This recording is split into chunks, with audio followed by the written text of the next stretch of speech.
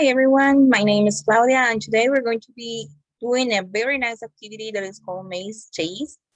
So what is the objective of this activity? So basically this activity will help all your kinesthetic students to absorb concepts by the end of the lesson. As you know, kinesthetic students are those who can process information by using physical movement or body expressions. What are the benefits of doing this? Like, for example, by adapting your lessons to your different types of learners, you will make sure that they absorb information the way they need and also do it in a meaningful way. And kinesthetic learners thrive on activities that allow them to use their bodies to learn new concepts. So by using these different tools online, you will make sure that they have what they need to learn new concepts. So this online maze chase game, it's an activity that can be used as a wrap-up. You can ensure that your students have learned the concepts by the end of the lesson. Here I place a little, definition of what a wrap-up is. So it's basically to help students to grasp the whole of the meaning of the lesson in one fun activity. And this activity that I'm going to show you is especially good for kinesthetic learners. It's called Whirlwall. That's the page. And you can actually create a ton of activities, but in this occasion, I'm going to show you the maze chase. You also have your chance to grab different activities that other teachers have done if that's something that you will find useful. If not, you can create your own simply by signing up. You can do it by signing up with Google or by filling up a form. It's very easy to do. I'm showing you what a teacher is going to be looking at once they are creating their own activity. So just to make sure you only have 5 resources available for this, even if you delete them, you're only going to get 5. So that's something to take into account. Also, if you want to know, this is a paid feature. So in case you have the chance, you can simply, check what the plans are if that's something you will be interested on. There is a free one that is the one that I'm going to be using, and there are also other options. So let's go ahead and create one.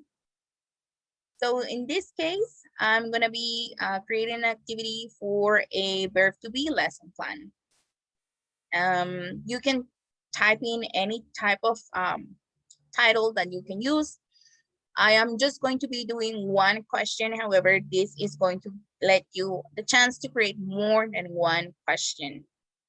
You can, put some effects to the letters like bolding them or anything. But in this case, I'm just going to do a very simple one for the example.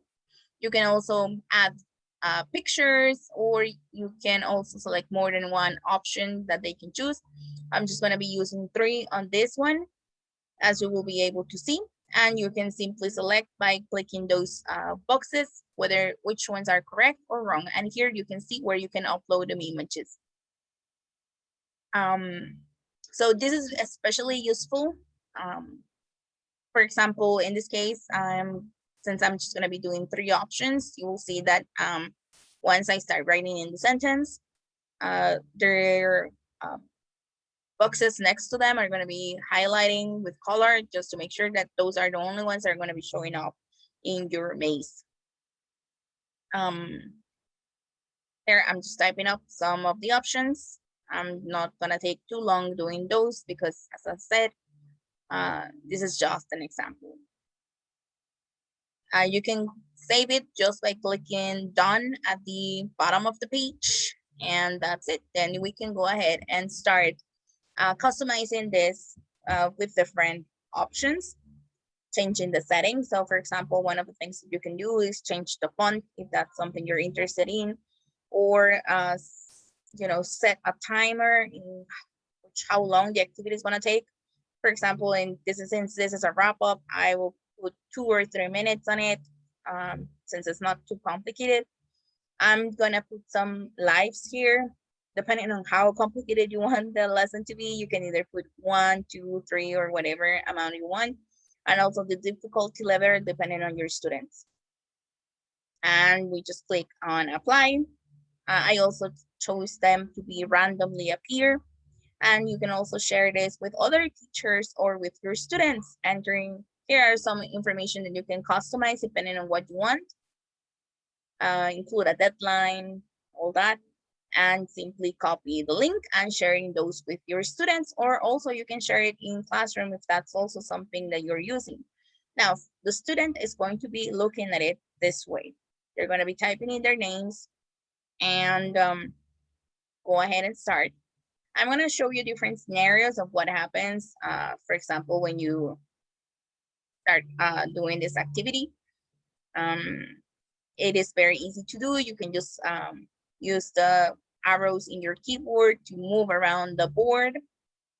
And here I'm going to show you what happens if you get attacked by one of the monsters. You lose one of the lives. Also, I'm going to show you what happens if you choose a wrong answer. And oops, it's coming for me. All right, so once you choose a wrong answer, it's going to show you a wrong button, and then it's going to ask you to continue since I chose more than one life. And here is what happens when you get the correct answer.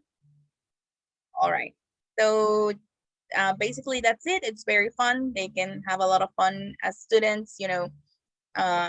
It's a very entertaining activity.